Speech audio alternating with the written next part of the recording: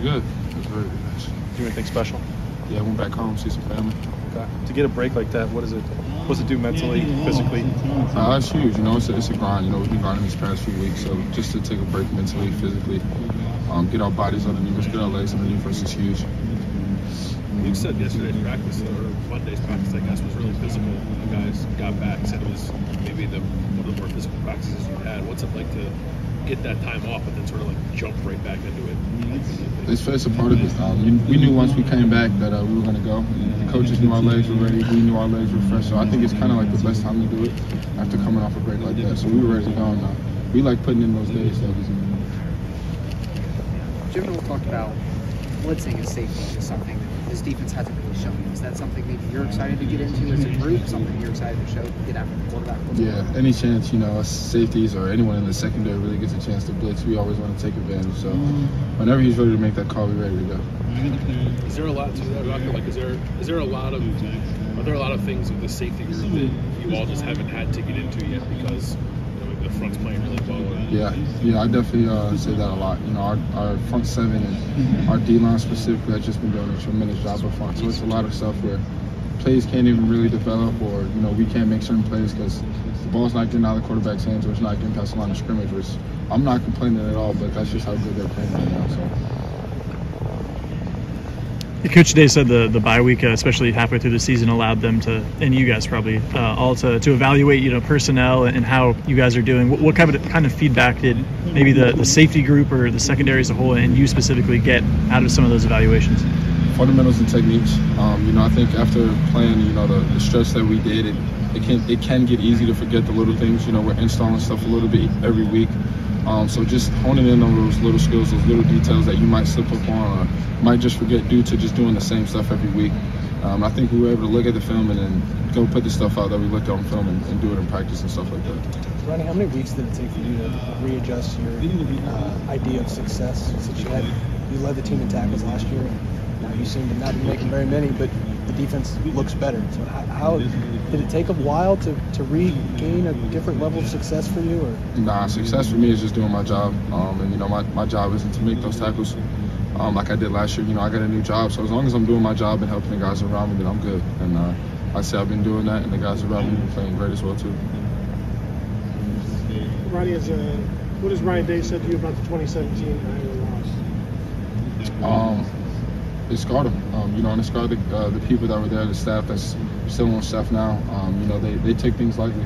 They came off of a huge comeback win the week before, and they said that it started on Tuesday. It started earlier in the week. They were kind of hung up on it. We can't make that mistake again.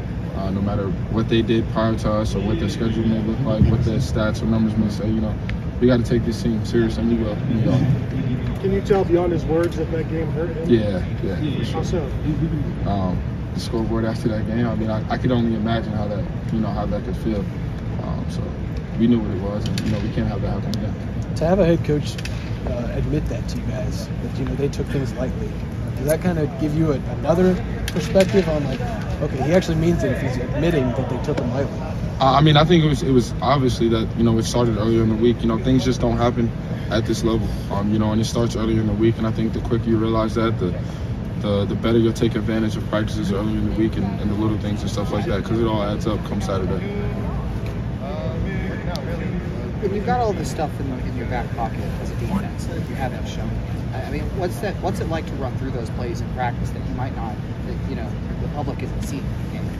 Well, you just make sure you're doing right in practice just so the coach have confidence to call it come Saturday.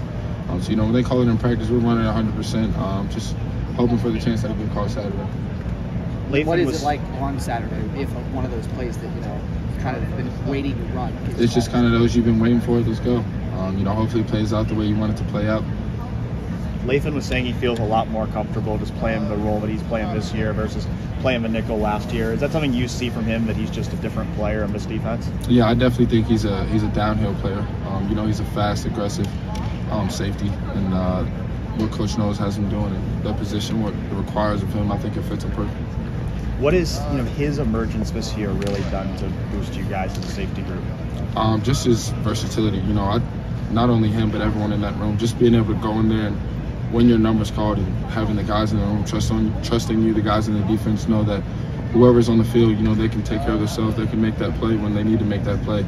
I think it's just huge for not only the defense, but for the team as well. Right. Can you think of a game, a play, a series where you guys defensively, where you might have caught yourself thinking, leaving either the game, series, or play, that, man, this Jim knows defense. I mean, this guy knows his stuff. I mean, have you had that kind of moment, I guess? He's made some pretty big calls. He likes to put us in cover 0 and man. Yeah. Just seeing how our bluffs, how our disguise work. It's happened numerous times, but I would say I really like his calls when it's crunch time. You might say like that's a crazy call, but it normally plays out the way you want it to. Like I say, he has a lot of courage for doing it like that, but you got to make the big play sometimes, and that's how you do it. You got to take a chance and trust in your guys to make the play. Yeah, it's funny. He told us the other day, his defense is designed to go against a team like Tennessee is playing, the way Tennessee's playing this year. And it wasn't slamming Iowa, but Iowa, is last in the FBS in total offense as we speak. Kind of a ball control. They want to be ball control and stuff. So what do y'all have to just be disciplined at this week more than anything else, you think, in this game? Well, they want to run the ball. They want to control the clock. So we got to get off the field on third down. Another possession with them could be another 3 to 4 minutes just because of how their offense plays, what they like to do. So it's a priority for us to get off the field when we can. Is the play action more challenging for a safety when they're under center and doing some stuff they do? Yeah, it definitely can be, but as long as you stay sound to your technique and your disciplined eyes and stuff like that, you'll be fine. How has this Jim Knowles defense lived up to your expectations from the start of spring? It's going just how I imagine, if not better. Funny to see the way Marvin Harrison's been playing.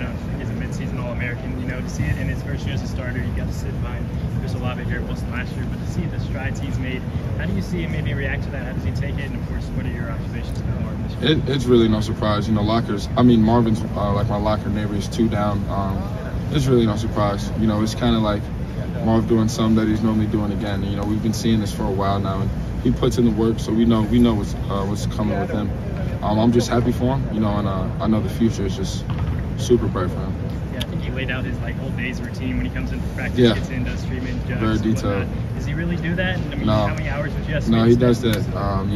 I'll get in my locker. I'm like, where you coming from, Marv? He's like, training room. And then we're coming back. I'm like, where you going, Marv? He's like, they're going to catch some balls. Him and Reese Stockdale, man, and a lot of the receivers too. But I'm close to those two because they're right by my locker. Then those two are always getting the extra work and stuff like that.